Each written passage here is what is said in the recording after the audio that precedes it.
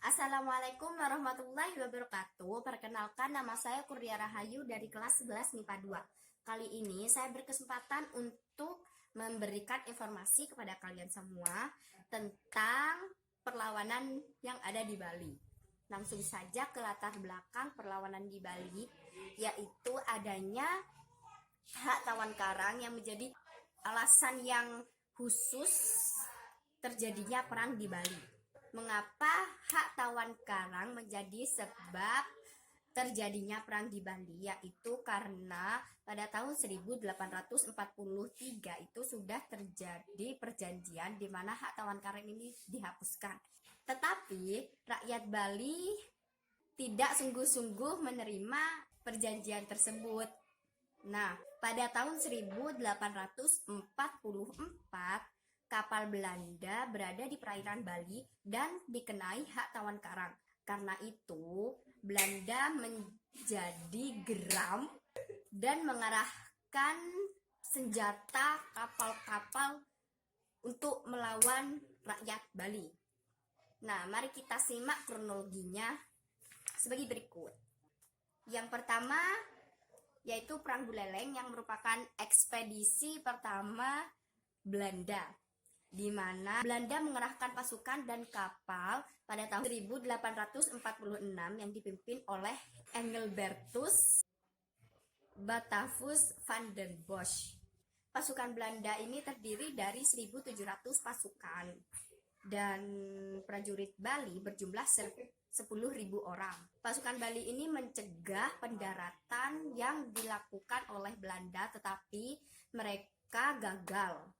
Karena kegagalan itu, Belanda melakukan blokade di daerah pantai Buleleng dan menghancurkan istana-istana para raja. Raja Buleleng berpura-pura untuk mengalah dan sebagai patih I Gusti Ketut Jelantik melanjutkan perlawanannya. Dilanjutkan pada Perang Jagaraga I yang merupakan ekspedisi kedua Belanda. Perang Jagaraga I ini berlangsung pada tahun 1848, di mana pasukan Belanda ini berjumlah 2.400 yang sepertiga orang Eropa dan sisanya orang Jawa dan orang Madura. Mereka mendarat di Sangsit Buleleng. Dan pihak Belanda dipimpin oleh Van der Wijk.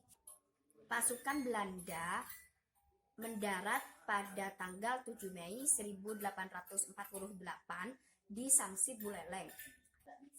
Orang Bali kemudian menarik diri ke Jagaraga setelah Belanda mendarat. Benteng Jagaraga berada di bukit yang bentuknya supit urang, di mana benteng ini dikelilingi oleh parit dan ranjau sehingga dapat menghambat pasukan Belanda masuk ke dalamnya. Selain Laskar Buleleng, kerajaan lain seperti Karangasem, Mengwi, Gianyar, dan Klungkung juga mengirim bala bantuan sehingga pasukannya berjumlah 15.000 orang. Istri Patih Jelantik yang bernama Jero Jempiring juga menggerakkan para wanita untuk memasakkan masakan kepada prajurit. Serangan ini Belanda mengalami kekalahan. Nah, selanjutnya ada Perang Jagaraga II yang merupakan ekspedisi ketiga Belanda. Pada tahun 1849, pasukan Belanda mengerahkan prajuritnya dan beserta kapal-kapal yang lebih besar dari sebelumnya, yaitu 4.177 orang. Nah, perang ini berlangsung selama 2 hari 2 malam, tepatnya pada tanggal 15 sampai 16 April 1849.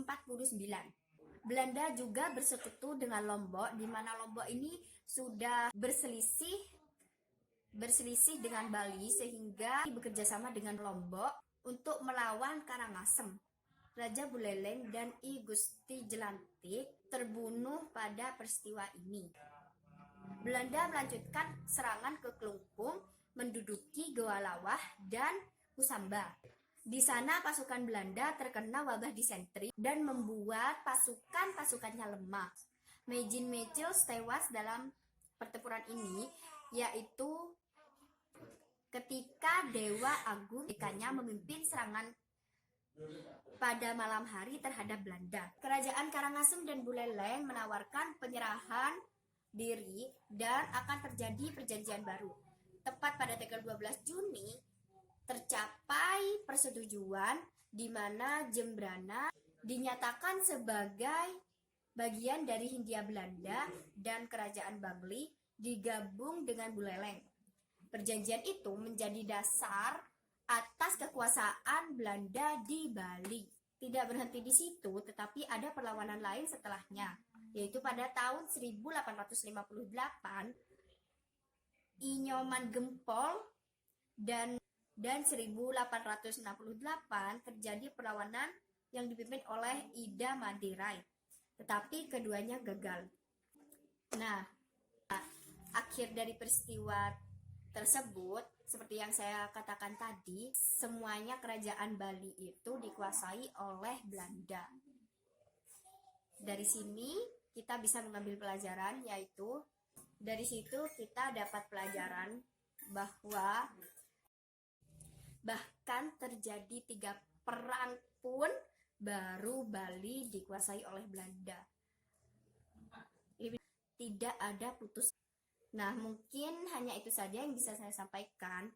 Apabila saya salah berkata atau berucap, mohon maaf ya. Terima kasih. Wassalamualaikum warahmatullahi wabarakatuh.